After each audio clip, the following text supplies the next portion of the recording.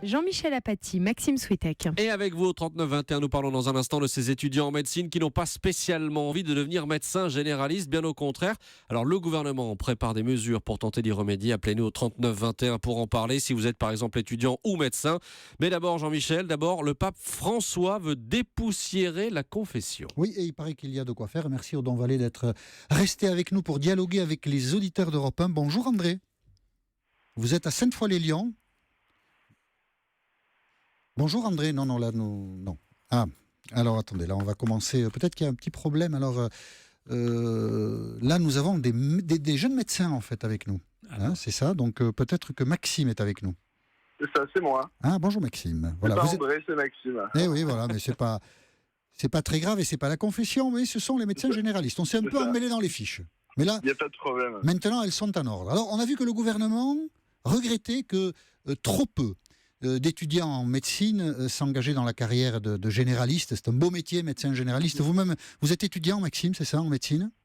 C'est ça, je suis étudiant en 4e année à Bordeaux. Voilà. D'accord. Et alors, le choix de la spécialisation, vous le ferez quand ? On le fait en fait à l'issue du concours de l'internat de l'ECN. On le fait donc à l'issue de la 6e année. C'est à ce moment-là où on choisit nos spécialités qui peut aller de la cardio, de la chirurgie ou médecin généraliste. Et vous, qu'est-ce que vous allez choisir ? Vous le savez déjà ? Disons que le choix en début de cursus est assez flou. On le voit beaucoup au fur et à mesure des stages. C'est grâce aux stages à l'hôpital ou justement chez le généraliste ça nous permet vraiment de définir ce qu'on va apprendre. C'est vrai qu'au final, comme vous le disiez, on a l'impression que beaucoup de personnes boudent cette spécialité. Moi-même, quand je dis que je veux faire médecine générale, on me regarde un peu comme un ovni.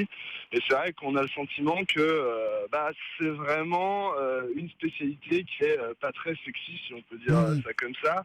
Pas très valorisante, disons. En tout cas, pas comme peuvent l'être des choix de spécialité. C'est un peu ça l'idée, j'imagine. C'est ça l'idée. Mais en fait, au final, quand on se rend compte de notre formation, et quand on est un peu lucide et qu'on prend du recul, on se rend compte que notre formation est très centrée à l'hôpital. Donc, c'est-à-dire que énormément, on fait toujours nos stages à l'hôpital, on est tous les matins à l'hôpital. Et au final, certains ont l'opportunité de pouvoir faire un stage en médecine générale, donc chez le médecin généraliste. Et c'est vrai que quand on parle justement quand je parle avec mes camarades de la médecine générale, de ceux qui sont allés dans ces stages, leur vision de la médecine générale a quand même beaucoup changé par rapport à ce qu'ils avaient avant. Et donc vous êtes décidé, enfin vous pouvez changer d'avis évidemment, mais vous êtes plutôt décidé à choisir la carrière de médecin généraliste. C'est vrai qu'au final, la carrière de médecin généraliste, on la voit beaucoup comme le médecin généraliste tout seul dans son cabinet, qui va faire ses visites, qui fait des amplitudes horaires incroyables. Et au final, on se rend compte que la nouvelle génération de médecins généralistes qui arrive, c'est vraiment une génération qui se préoccupe beaucoup plus de sa vie personnelle, qui choisit d'exercer en groupe avec des confrères ou avec d'autres professionnels de santé, dans des structures comme des maisons de santé ou des centres de santé, etc. Et on se rend compte qu'au final, on se débrouille pour avoir une amplitude horaire pas si énorme que ça. On se débrouille pour avoir une secrétaire et ça nous permet justement, ça nous permettrait, parce qu'on va utiliser conditionnel, de libérer du temps pour avoir une vie de famille. Une meilleure qualité de vie. Voilà, et donc surmonter ce qui pour beaucoup d'étudiants peut être un obstacle dans le choix de cette médecine générale. C'est ça, on a vraiment le sentiment que c'est ça qui fait vraiment très peur. On a cette espèce de vision du médecin généraliste qui est obligé de rester après 20 heures pour remplir ses papiers, pour faire sa comptabilité, etc. Et on se rend compte que la nouvelle génération n'a pas envie du tout de ça, a envie d'avoir, entre guillemets, les mêmes avantages sociaux que les autres. Oui, et c'est vraiment... Au final, on se rend compte qu'en plus, on a des perspectives qui sont assez nouvelles, justement. Le gouvernement a annoncé ça, qu'on pourrait être chef de clinique, donc c'est-à-dire qu'on pourrait aller donner des cours à l'université comme un cardiologue à l'hôpital pourrait le faire. Et moi, c'est ça en fait qui m'a dit, au final, la médecine générale, c'est peut-être plutôt pas mal, parce que je pourrais aller enseigner, parce que c'est ce que je veux faire, et puis je pourrais peut-être faire de la recherche aussi. Enfin voilà, on a vraiment des nouvelles perspectives sur la médecine générale par rapport à avant. Merci beaucoup Maxime pour votre témoignage. Mais de rien, avec grand plaisir. Sur la médecine en général et ce qui sera peut-être votre choix dans 2 ans. Je vous souhaite une bonne journée Maxime. Merci à vous aussi, bonne journée. Bonjour Félix. Bonjour. Vous êtes à Toulouse, vous êtes en 6e année de médecine, Exactement. et le choix de votre carrière, vous devez le faire en septembre. Vous avez déjà une idée de ce que vous allez choisir? Oui, pour moi, c'est déjà fait. Le choix, ce sera la médecine générale. Et pourquoi? Parce que c'est une spécialité, une vraie spécialité à mon sens. Ce n'est pas un choix par défaut. C'est pour la diversité d'exercices, c'est pour être l'acteur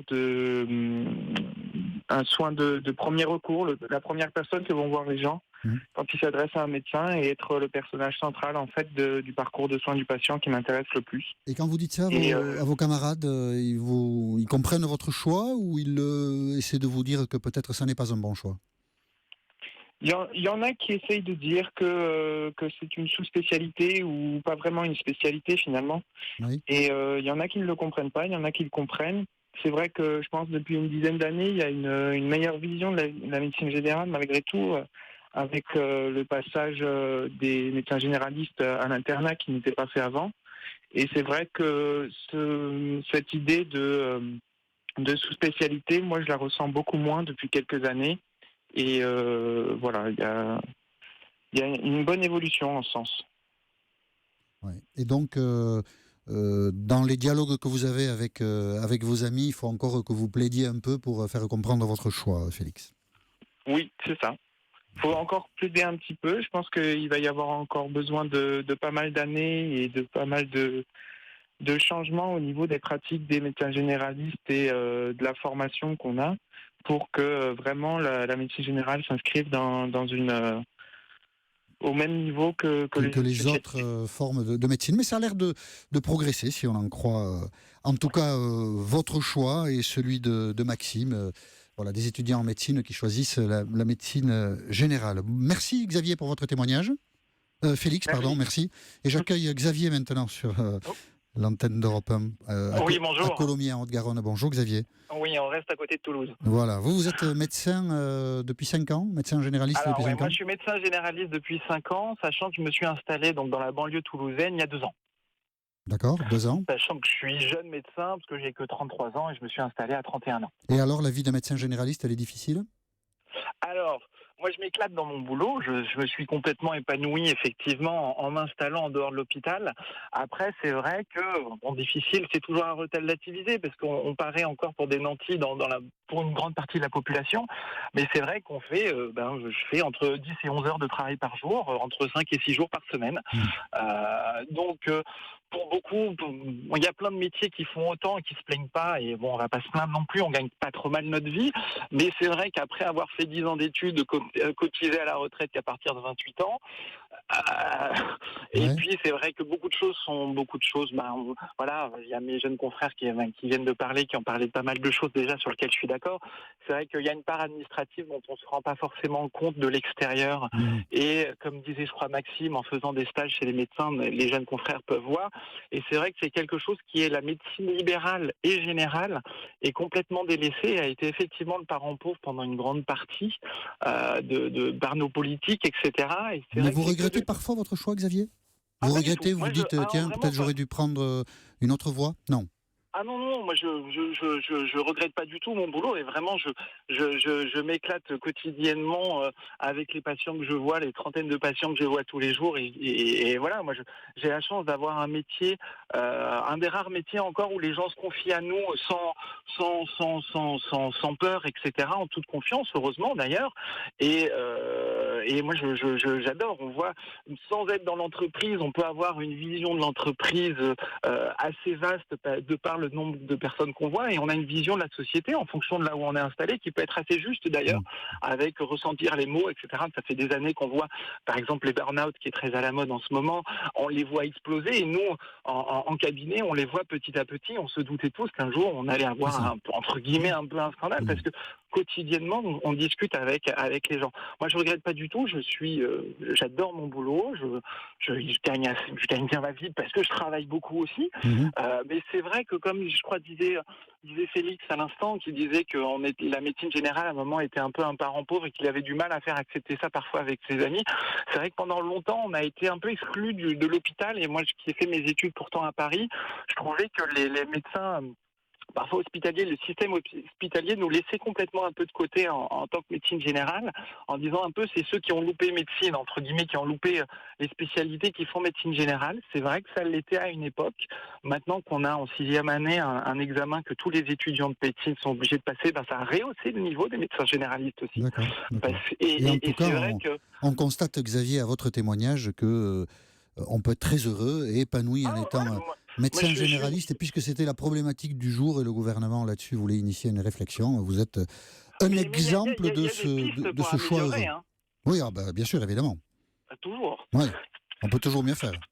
Ah oui, on peut toujours mieux faire, mais c'est vrai que la localisation d'installation et le mal-être aussi de la médecine générale, entre autres, vient qu'on veut un peu nous envoyer dans les déserts médicaux, ce qui est un problème effectivement, mais on oublie beaucoup que maintenant, il y a une féminisation extrêmement importante de la médecine, ce que disait d'ailleurs l'économiste Monsieur Bizarre ce matin au micro de Thomas Soto à 6h40, et c'est pas un problème en soi sur la pratique de la médecine, mais c'est que quand maintenant Monsieur et Madame travaillent, et donc on veut envoyer les médecins dans les déserts médicaux, mais maintenant, si moi, ça me dérange pas d'aller bosser dans un désert médical, mais ma femme, il faut qu'elle ait du boulot, et elle travaille. Il y a beaucoup de questions dans à régler. La banlieue toulousaine, et donc je peux pas aller me mettre dans le Gers, qui est un désert médical du coin, alors qu'elle travaille là. Et on oublie un peu ce problème-là.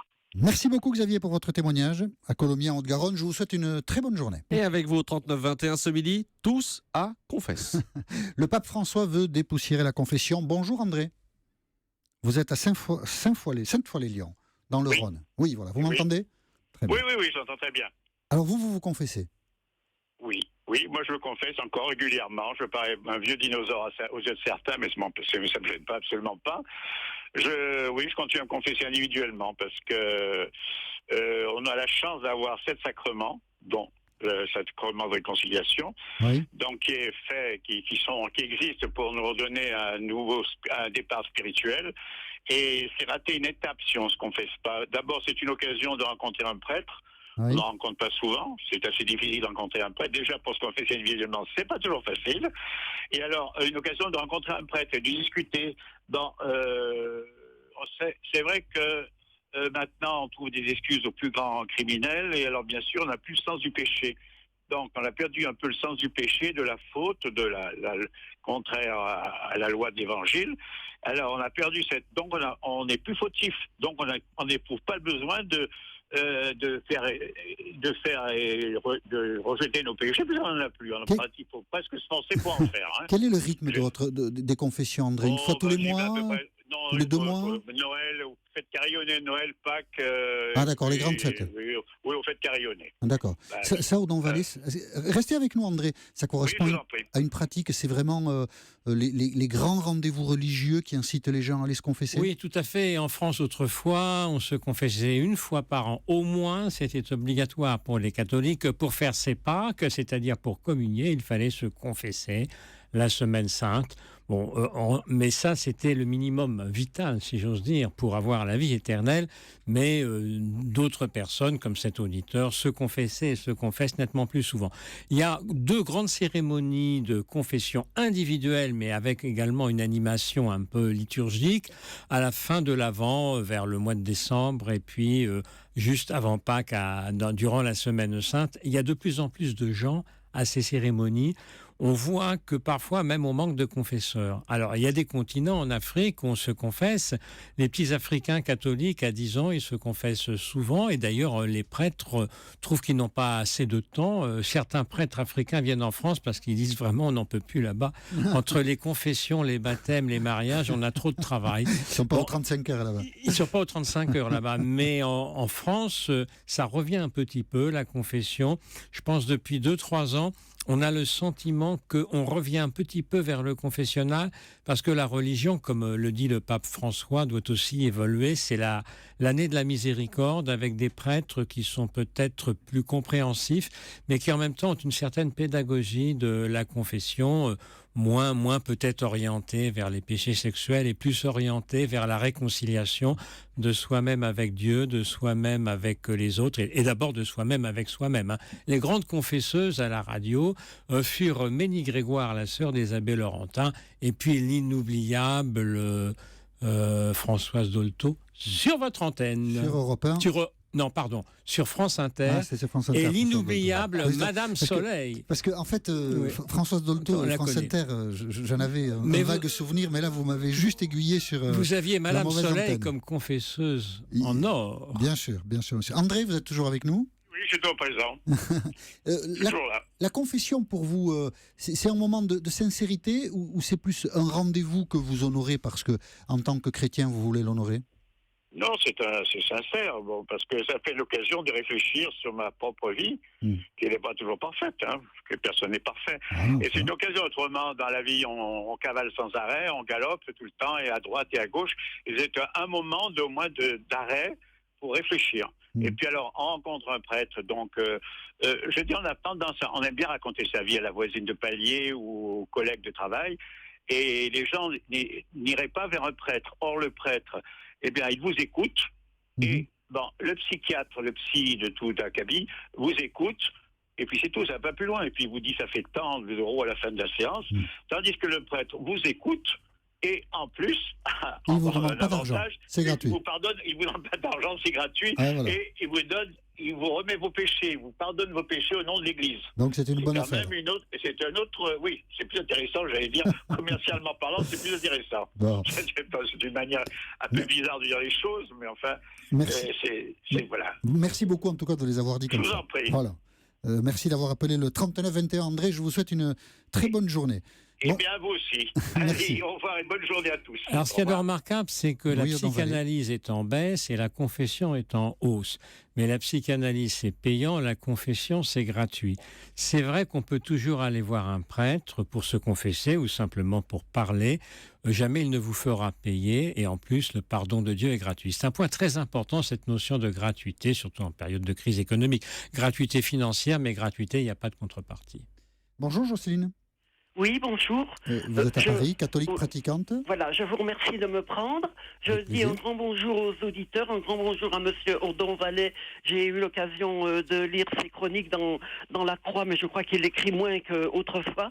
Écoutez, j'adhère totalement à ce que Monsieur Odon Vallée a dit, à ce qu'a dit l'auditeur précédent, je crois, André. Et je vais peut-être dire les choses un peu différemment, d'autant plus que là, j'ai eu le temps de me préparer.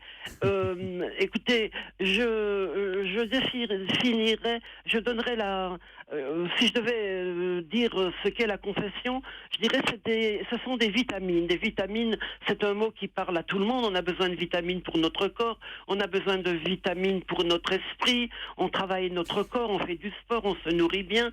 Pour notre esprit, eh ben, on se cultive. Voilà. Donc pour moi, la confession, ça serait des vitamines pour mon âme. Alors, qu'est-ce qu'on vient faire? On dépose tout simplement ses valises.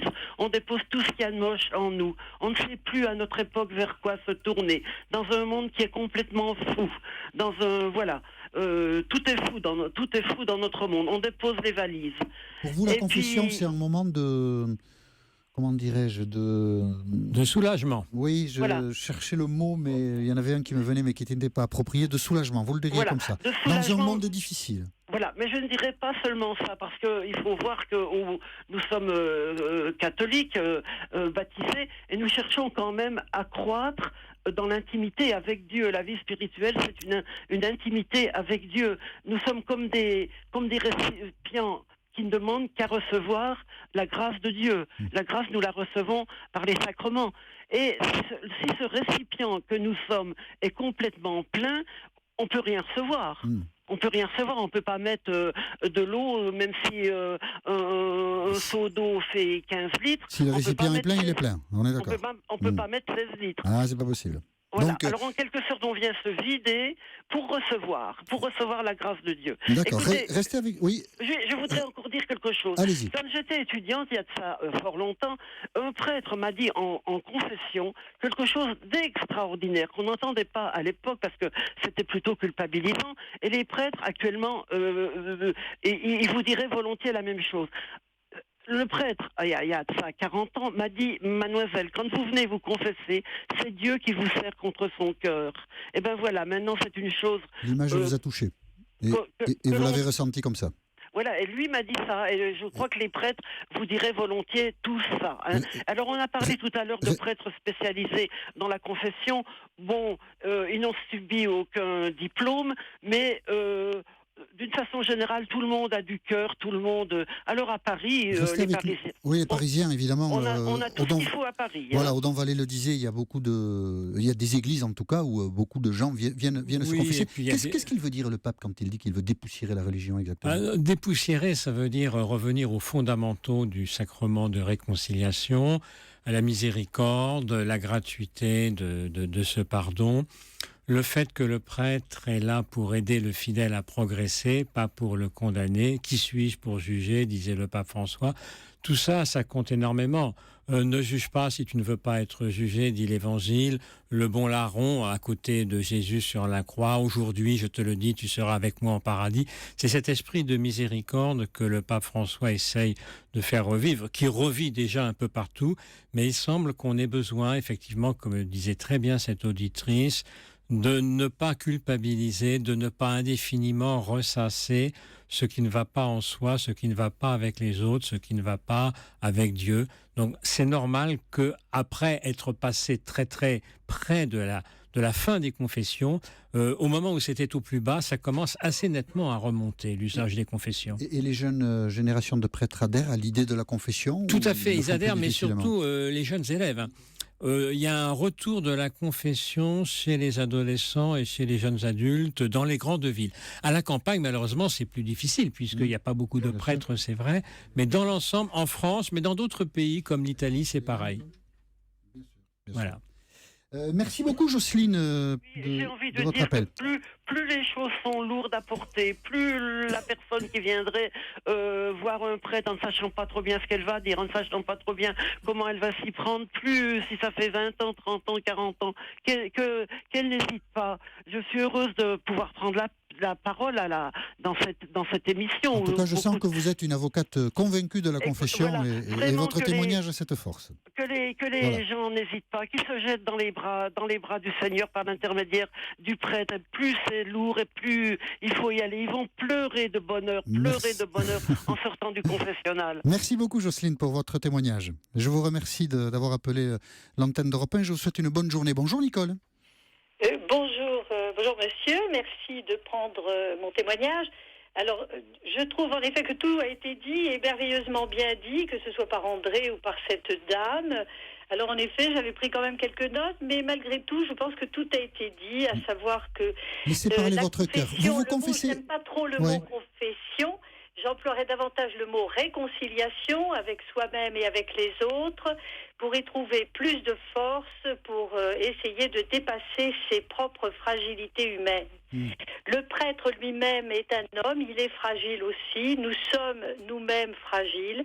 Et je crois que, étant donné son ministère, il a la possibilité, effectivement, de nous laisser poser nos valises gratuitement, comme a dit quelqu'un, en ayant une bonne écoute, de façon à ce que l'on reparte d'un pied plus sûr, plus assuré même parfois. Je comprends, Nicole. C'est très profond ce que vous dites, madame, d'un pied effectivement mieux assuré, car péché en latin peccatum, c'est le faux pas. Et en grec scandalon, c'est la chute sur une pierre. Donc c'est effectivement le fait que le pied n'est pas très assuré. Et Nicole dit aussi quelque chose que je trouve intéressant, c'est la confession, elle n'aime pas le mot. Peut-être il faudrait appeler ce rite ou cet acte autrement? Oui, il y a confession, il y a pénitence, mais de plus en plus, il y a sacrement de réconciliation avec soi-même, les autres et avec Dieu. D'autant que le verbe... Parce que confession, c'est un peu culpabilisant. Je ne sais pas, parce qu'il y a aussi la confession de foi, c'est le credo. Hein. Confesser, ça a un double sens. Mais réconciliation, ça va assez bien, oui. Oui, et peut-être que le pape, il ne l'a pas dit, mais peut-être qu'il veut... Si, il l'a dit souvent, mais le pape, il s'adresse à des gens qui parlent une centaine de langues différentes. Hein, donc...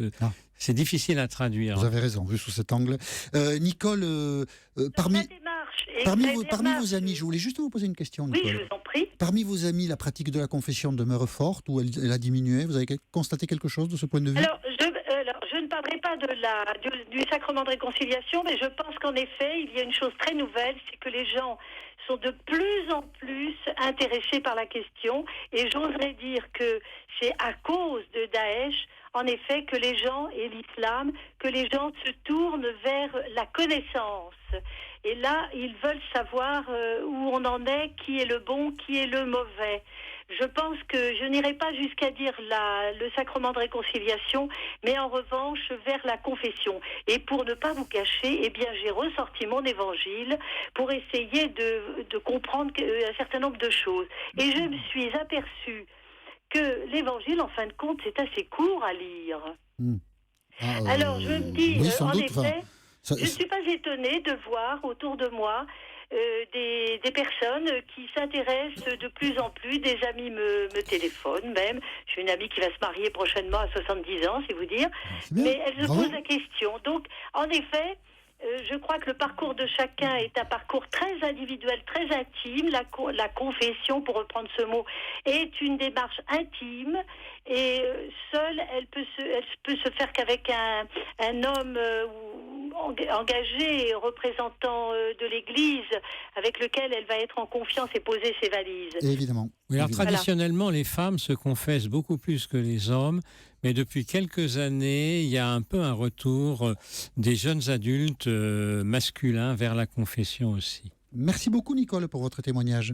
Ce que de dire est très intéressant. J'ai 3 garçons et un de mes fils qui est en Afrique, et d'ailleurs c'est pour ça que je vous connais aussi.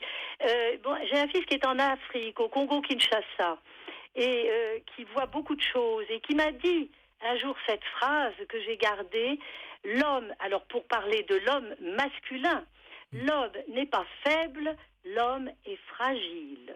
Voilà, c'est très joli. C'est une belle phrase de conclusion. Merci beaucoup, Nicole, pour votre témoignage. Merci, Audon Vallée, d'avoir accompagné les auditeurs d'Europe 1 dans ce dialogue sur la confession que le pape François veut dépoussiérer. Et nous nous retrouvons demain à 13h10 sur l'antenne d'Europe 1.